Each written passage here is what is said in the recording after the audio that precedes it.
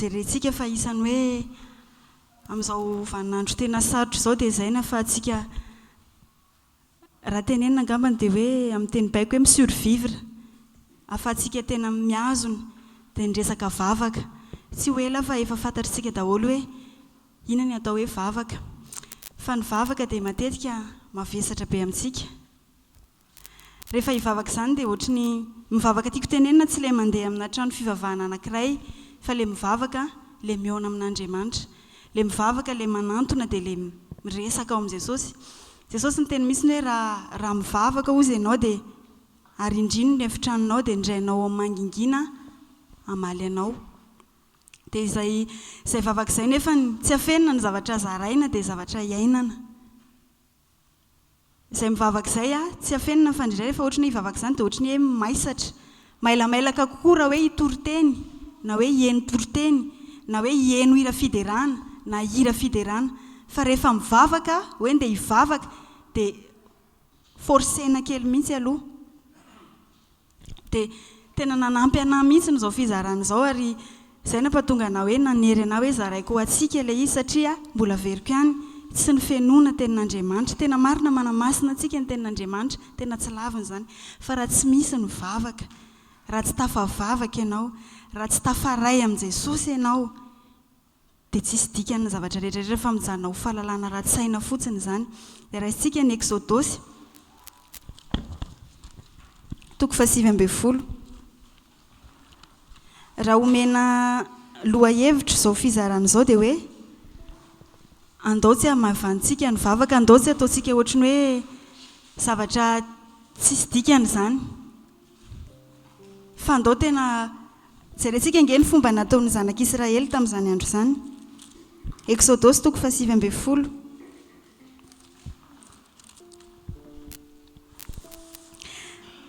raha hoe raisina amin'ny ankapobeny ny vavaka dia tsotra fotsiny olombelona mihaona amin'Andriamanitra izay fotsiny olombelona mihaona amin'Andriamanitra ny toerana mety eny an-tsaha mety eny amoron-dranomasina mety eny an-tokotany mety ao an-trano mety ao am-pandriana mety amina toerana maromaro fa izay fotsiny izany hoe ny vavaka dia olombelona mihaona amin'Andriamanitra na hoe olombelona miresaka amin'Andriamanitra dia ilay Exodosy 7:20 teo dia raisitsika afaka jerenao rehefa any an-trano ny anjininy matomboka eo amin'ny anjininy 10 fa eto amin'ny anjininy 17 dia ozy izy ary Mosesy nitondra ny olona nivoaka avy teo an-toby mba hihaona amin'Andriamanitra dia nijanona teo ambodiny tendrombohitra izy tamin'ny vaninandron'ny Mosesy dia fantatritsika hoe Mosesy ny mpitarika tamin'izany andro izany dia ohatra ny hoe tsy nisy ninina azo natao raha tsy hoe teo Mosesy hoe hiresaka amin'Andriamanitra izany dia mbola nentina foana aloha Mosesy dia eto amin'ity anjininy ity dia nitoby teo amin'ny tendrombohitra Sinay ny zanak'Israely satria isy omen'Andriamanitra anazy izany ameny lalàn'Andriamanitra dia nampiomana ny Mosesy izy tamin'izany hoe omany ny vahoaka fa hihaona amiko izany hoe tsy ten'Andriamanitra raha tsy tena hoe ny vahoaka no hoe hihaona tamin'Andriamanitra tamin'izay fa Mosesy fotsiny ihany mbola tamin'ny andro taloha izany dia mbola Mosesy fotsiny ihany dia jereo anie tsy hovakiako daholo ilay izy fa fitopitianiko fotsiny hoe nisy fepetra maromaro izany ny takiana tao tamin'ny hoe hihaona tamin'Andriamanitra voalohany indrindra aloha nanadio ny akanjony izy ery ambonimbony ery izy ny zavatra maromaro izany nataony teo dia avy eo amin'izay rehefa voatanteraka izay fepetra izay dia niseho amin'izay Andriamanitra nisy amin'izay ny andriafo dia nisy ny tselatra sy ny rehetrarehetra voalazany eo ambany eo dia ozy izy ety amin'ny anjininy 4:20 raha hoe mandeha aroa Jehova taminy mandehana midina nefa miakara ianao ka ento hiaraka aminao iareo ny fanimpisorona sy ny olona dia aza vela hikasika hiakatra ho ao amin'i Jehova fandrao aringana izy ary Mosesy dia nidina nakany amin'ny olona ka niteny tamin'izany andro izany mijanona ao amin'ilay vavaka foantsika dia izao raisiko ohatra hoe hito izao ilay tendrombohitra dia tany Mosesy dia ny vahoaka tetỳ ambany ndrasy fa any ny ambony tany ny ambony tany ny tendrombohitra taty ambany ny vahoaka dia hozy Andriamanitra hoe aza vela mikasika izy na dia ny sisina tendrombohitra ary fa sao dia aringana. Nefa nina andresantsika teo hoe Andriamanitra eo amin'ny olony. Izay izy tamin'ny testameta taloha, izay izy tamin'ny taloha. Amin'izao fotoan'izao zany, alay sary an-tsainany hiresaka amin'Andriamanitra ianao. Hozy izy ny Hebreo 1:10 antsika hozy izy manana vavolombelona maro. Ankoatry ny anjely zany dia misy mahita ianao rehefa hiresaka amin'Andriamanitra. Rehefa manomboka raisitsika ohatr'izay mantsy izy dia tsy ataontsika hoe maivana izany mivavaka izany. Tsisy dikany zany, lasa tsy vesatra intsony fa raisitsika ny toerana nisy ny zanak'Israely tamin'izany fotoana izany tena ohatrany hoe zava-dehibe tamin'ny mihitsy ny niona tamin'Andriamanitra. Izany hoe na ny tendrombohitra izay nanakaiky ny toerana nisy an'Andriamanitra raha tsy nahazo ny kasihana. Izany hoe tena zava-dehibe ny fionan'Andriamanitra tamin'ny olony. Dia jerentsika ihany Exodosy 7:30.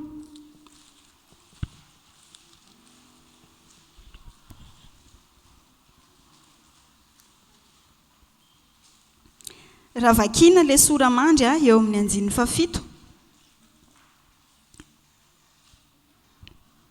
Dia hozy hoe ny niaonan'i Mosesy tamin'Andriamanitra sy ny naneken'Andriamanitra ny fangatahany. Vakiako ilay 9. Ary fanaon'i Mosesy ny makalay ka manorina azy eo ivelan'ny toby lavidavitra ary ny anarany dia natao hoe tranon'ilay fionana. Ary izay rehetra nitady an'i Jehova dia nivoaka hoeny amin'ny tranon'ilay fionana izay teo ivelan'ny toby. Ary raha nivoaka hoeny amin'ilay Mosesy dia nitsangana ny olona rehetra ka samy mijanona teo anoloan'ny varavaran'ilay ny avy. Dia nitazana ny Mosesy mandra-patongany tao amin'ilay. Ary raha niditra tao amin'ilay Mosesy dia nidina ny andro-rahona ka nijanona teo anoloan'ny varavarana izy. Ary Jehova dia niresaka tamin'i Mosesy.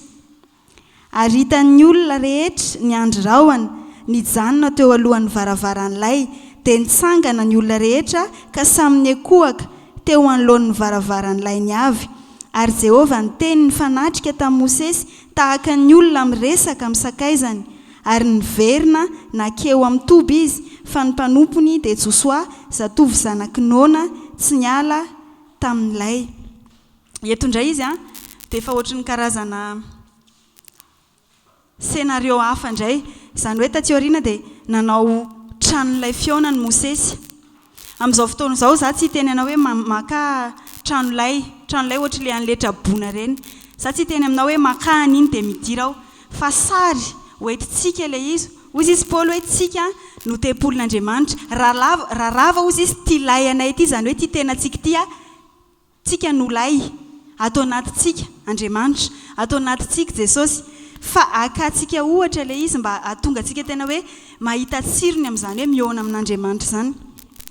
Dia raha jerentsika ilay izy averintsika kely indray izany le tantara dia ohatran'izao. Etsy ananina ety izany lehilahy natokana teny alavidavitry ny toby dia aty ananiny ety ny vahoaka.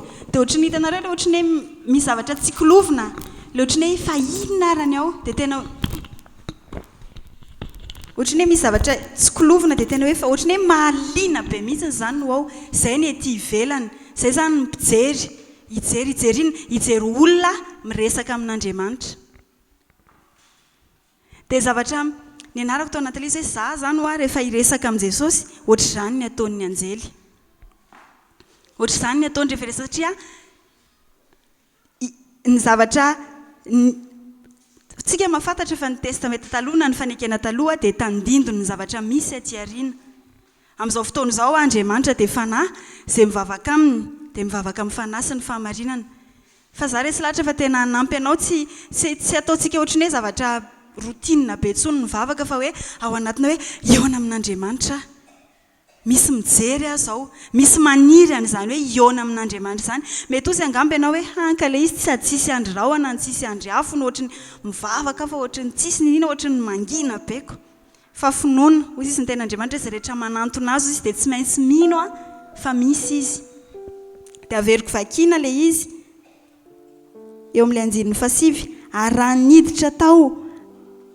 niditra tao amin'ilay Mosesy dia nidina ny andro-rahona ka nijanona teo alohan'ny varavarana nylay ary dia Jehova dia nidresaka tamin'ny Mosesy ary hitan'ny olona rehetra ny androahana. Nijanona teo alohan'ny varavaran'ilay dia nitsangana ny olona rehetra ka samy niakohaka teo anoloan'ny varavaran'ilay avy. Ary Jehova niteny ny fanatrika tamin'ny Mosesy tahaka ny olona nidresaka tamin'ny sakaizany. Za tena miteny aminao fa mety hoe tsy hitanao maso tahaka ny tamin'ny andron'ny Mosesy, fa rehefa tena mivavaka tsika madio am-po dia tena mifanatrika amintsika Andriamanitra am-panahy. Za tena resy lahatra fa tia raha nisoratana natao ato anatin'ny boky izay hovakintsika izany tantara izany dia misy lesona afaka tsoahantsika ao mba tsy hampatonga antsika fotsiny hoe hay vavaka Jesosy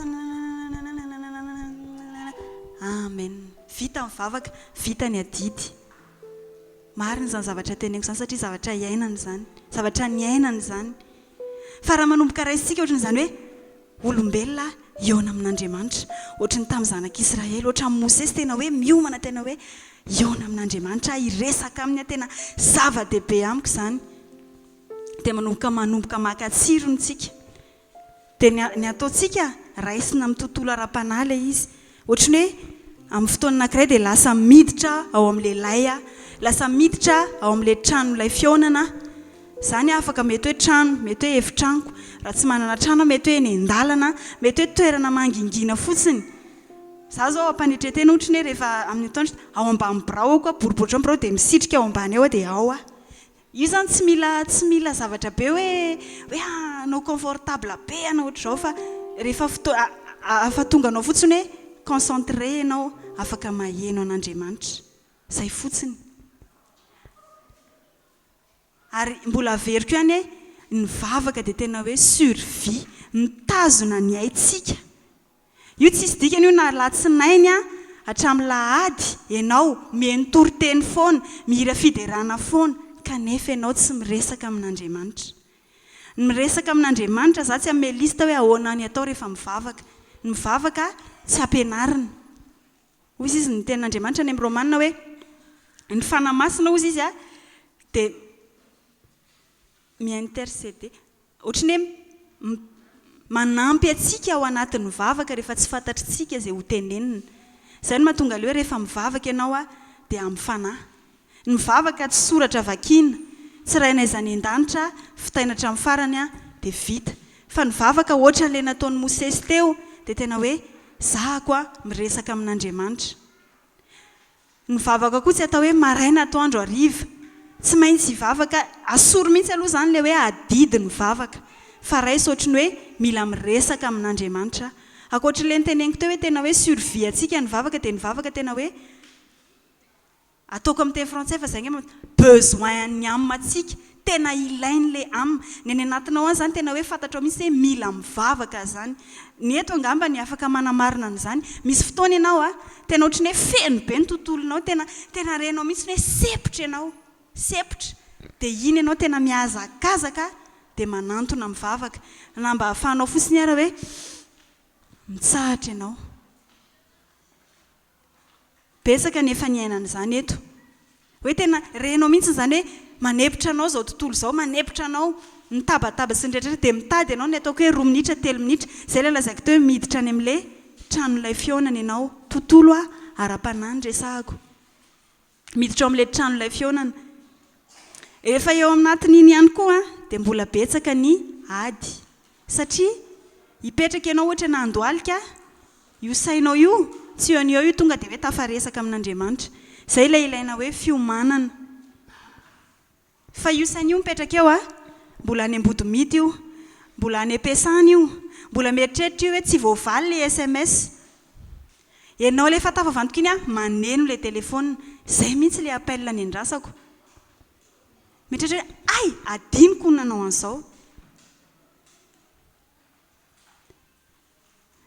Dia ataontsika ilay izy satria izay ilay lazaiko teo hoe amintsika ohatrany hoe maivana, ohatrany hoe miresaka amin'olona ihany dia miresaka amin'olona dia tapaka ilay izy dia eo aloha dia lasa manao zavatra kely. Nefa antsika raha olona manan-kaja tsy ataontsika an'izany. Ohatra hoe hiresaka amin'ny ohatrany hoe be ny tanàna fotsiny ohatra tsika tsy hanao mihitsy ohatrany miresaka ahoana andriamatona vetivety kely maneno ny telefonina dia lasa mandeha maka ilay telefona. fa rehefa mivavaka tsika dia ataontsika izany satria lazaiko teo hoe tamintsika nivavaka dia ohatrany hoe adidy ary eto tena mavesatra mihitsy rehefa eo hivavaka izany ohatrany hoe adidy dia tsy maintsy atao mila mifo maraina hono mivavaka alohan'ny atoro mila mivavaka fa tsy ataontsika an'izany le izy fa tena raiso mihitsy hoe olombelona iona amin'Andriamanitra dia iona amin'Andriamanitra Andriamanitra efa ao anatinao mbola veriko ihany fa ilainao le fotoana hoe hitokananao tena hoe hiresahanao aminy dia miverina kely any amin'ilay hoe fifatohana teo misy fotoana izany ianao tena mila manapa-kevitra mihitsy hoe za tsy teny aminao hoe adiny ray na hoe 10 minitra za tsy hametry an'izany fa io arakarak'izay hitarian'ny fanahinao efa nizaraiko tamin'ny mpiara-miasa hoe misy an'izay mpitoro teny izay tamin'izay hoe isaky ny 10 minitra aho izy no mivavaka fa tsy misy 10 minitra izay tsy hivavahako izany hoe ny andro toko-piainany dia mivavaka foana izy fa io raha anao hoe hanomboka ikronometra hoe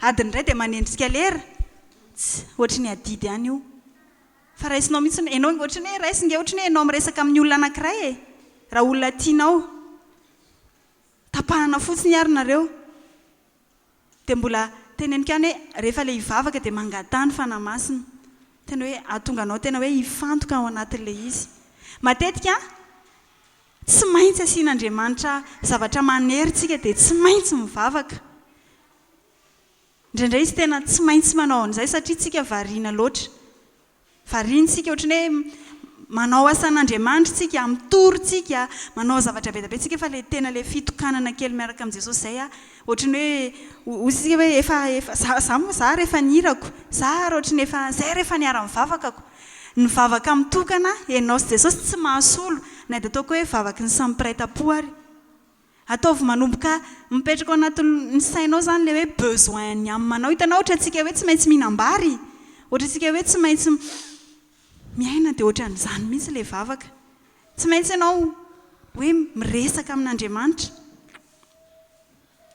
dia rehefa tafafantoka ianao tena hoe mety hoe tsy haiko 4 segondy ianao indraindray raha mety hoe minitra maromaro mihitsy ny ianao vao tafafantoka dia manomboka miresaha amin'i Jesosy amin'izay dia aoka tsy ho ataonao lisitra ilay izy izay mantsy no any izay tsika tena tsoroko ilay izy avy tsika dia mila mivavaka ho an'ny firenena mila mivavaka ho an'ny fianakaviana mila mivavaka ho an'ny asa mila mivavaka ho an'ny mpiray-tam-po amiko misy raha vaviana angatabavaka ho anahy vitantsika ny lisitra izay Jesosy dia aoka ny sitraponao ny atao fa tsy ny sitraponao amen vita mivavaka dia ohatrany hoe avy mivavaka efa mivavaka tamin'ny maraina fa tsy ho ataontsika an'izany zany izy za tena resy lahatra fa tena novanao amin'ny fiainam-bavaka ao izao tonga fotsiny aloha ianao rehefa manomboka mipetraka ao anatin'ny saina hoe besoin nyamanao ny vavaka tonga aloha dia lasa miazakazaka dia mitsorika any amin'ilay tranolay azonareo ny tiako tenena amin'ilay tranolay lasa ianao tonga dia mitsorika any dia mipetraka aloha tena hoe misofla ianao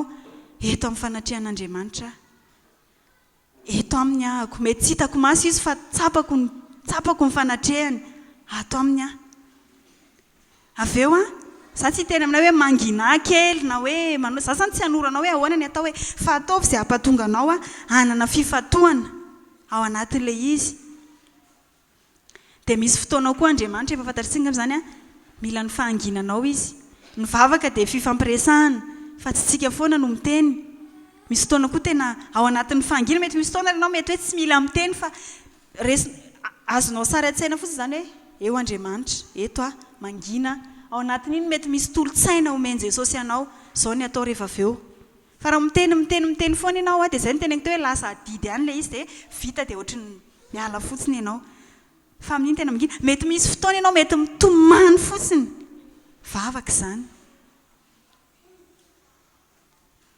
fa ny vavaka izany tsy voatery hoe lista dia esoro mihitsy izany fa rehefa manao an'izany tsika dia lasa mavesatra ilay izy lasa ohatry ny adidy miteny foana hoe adidy satria maro ny miaina an'izany zavatra izany tena maro be tenenina izy hoe raha ohatry ny hoe manahoana ny fiainam-bavaka misy indray mivavaka te hanana fiainam-bavaka matanjaka dia ilay fiainam-bavaka matanjaka ohatry ny adiny 3 adiny 2 fa tsy izany fa raha enjehanao raha ny adiny 3 nefa tsy araka ny tokony ho izy ianao ny ao dia mitoviny tsy misy ihany ianao fa mangatany fanahy masina mba hahatonga anao tena hoe mipitaridalana atsika izany dia ny fanahy masina hitarika atsika izy ozy izy amin'ny marina rehetra hitarika atsika izy amin'izay tokony ho ataontsika dia izy ny anoranao amin'izay tokony atao any. Ilay raina izay ny an-danitra iny a modelina vavaka fotsiny iny natao fa tsy iny ny averina rehefa mivavaka. Fa modelina vavaka iny hoe tena hoe mametraka an'Andriamanitra amin'ny toerana tokony izy a dia izay hitarihany eo. Fa tsy manao ilay izany vavaka izany dia farananay amin'ilay vavaka tsara indrindra izay natao. Mety hoe mbola isy ny fotoana nazavana anazy fa mbola fombafomba ihany izany. Fa ny fanamasina no mitarika. Mety misy fotoana ianao mety hoe loha hevitra ray fotsiny tenen'i Jesosy hoe mivavah ho any ihany ao anatiny iny dia izay. Dia indraindray koa tsy efa misy lisitra sy dia hoe isan'andro dia tsy maintsy fitaiko aloha reto vavaka reto ataoko satria efa niteny vavaka fa meteza fa rehefa tarihan'ny fanamasina tsika dia misosa be ilay vavaka fa tsy adidy. Dia mbola very koa araka nanomboako anazy teo hoe vaninandro tena sarotra izao. Na haitsika daholo ary mitoroteny na hanao seminaire ary tsika momba ny farandro momba zavatra rehetrarehetra kanefa ianao tsy mivavaka, kanefa ianao tsy manana an'izay fotoana izay. Tsindriko ny vavaka dia tsy mahasolo an'ilay adiny 3 sy ilay adiny 2 rehefa sabotsy na alahady, tsy mahasolo an'ilay VE ataon'ny organisation itsy fa ny vavaka dia ianao mihitsy, ianao sy Jesosy. Farafahakeliny mba misy ray isan'andro nefa nozy hoe kely izany. Fa rehefa tena manomboka tsapanao hoe ilaiko ilay mivavaka, tsy ny afaka n'ity olana ity aloha fa tena hoe mila miresaka amin'Andriamanitra. Rehefa manomboka fantatrao izay dia tsy mavesatra intsony ilay hivavaka. Jesosy tena niteny mihitsy hoe ny fanahy ozy mety ihany fa ny nofo mihitsy ny tsy mety. Ny nofo tena tsy tia mivavaka, tena lazaiko anareo izany, tsy tiany izany. Manohatra be izy rehefa hivavaka. Dia farany efa haitsika daholo ilay verset Petera voalohany 4:7 andininy 7.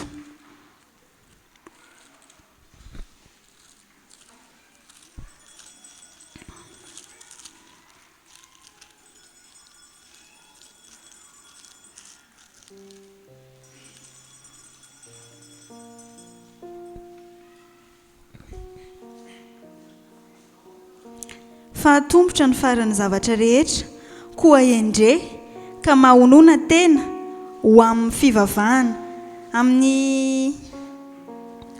Amin'ny dikateny frantsay izy dia miteny mihitsy hoe resaka prière, tena hoe vavaka izany hoe ilay tia nitenenako eto hoe mahonona tena ohatrany hoe tsy hoe ilay vavaka no asiana fahononana fa ianao izany mila mahony tena amin'ny zavatra hafa mba hahafahanao mifantoka amin'ilay mivavaka, ilay hoe miresaka amin'Andriamanitra. Izany hoe misy zavatra tsy maintsy avelanao fa hoe hatreto ity fa andeha hivavaka. Misy zavatra tena hoe ho antsika sy ny teknôlôjia vaovao ilay hetsy foana ilay tanana. Za manko tena mahita an'izany ary miteny matetika na tokony hivavaka raha dia hetsy ny tanana na telefona io na SMS na tsy fantatro. Izany hitanareo zavatra tena tsikarotro mihitsy tsika olombelona amin'izao vaninandro izao tena betsaka loatra ilay zavatra mahavariana. Dia tsika tsy mahavita hoe mipetraka fotsiny amin'izao izany 2 minitra tsy manao ninina fa ohatrany hoe very fotoana be tsika, ohatrany hoe very fotoana be fa tsy maintsy na ato amin'ny telefona ato ny ilany dia ato ohatrany hoe amin'ny telefona amin'ny fixe indray dia ato indray dia manoratra ny ato dia ohatr'izany foana any ka tonga ny amin'ny hariva dia reraka tsika dia hivavaka. Aleo kamo ohatrany reraka be izany fa tsindriko anefany misy fotoana ianao tena reraka noho ny tsy fantatro. Tsy hanamelo teny ianao hoe tsy vitako ilay izy fa Jesosy mahalala. Jesosy mahalala hoe inona ny antony fa tsy excuse tsy lasa anina be indray izany ilay izy avy eo hoe mila manana équilibre izany tsika ao anatin'ilay izy. Izany tena hiteny ianao hoe izay ilay niteneny teo hoe efa hatombotra ny andro. Raha zavatra afaka hajanona hajanony. Raha hitanao hoe tsy hitondranao makaiza afaka apetraka hajanony. Ndana mivavaka. Ilay mivavaka koa tsy voatery hoe ohatrany hafahafa ilay fiteniko tsy voatery hoe mitondra mbavaka azonareo ve tsy voatery hoe mitondra mbavaka sujet anankiray fa ilay mivavaka ao averiko teo hoe miresaka. Tsy haiko izay teneninao ao na ohatrany hoe miteny Jesosy maharary izany andohako izany ohatra. Jesosy tena tsy azoko mihitsy ilay ohatran'izao. Ohatr'izany izany ilay mivavaka rehefa manomboka ataonao ohatr'izany izy dia tsy mavesatra aminao intsony io fa tsy hoe vavaka ho an'ny firenena hivavaka ho an'izao vita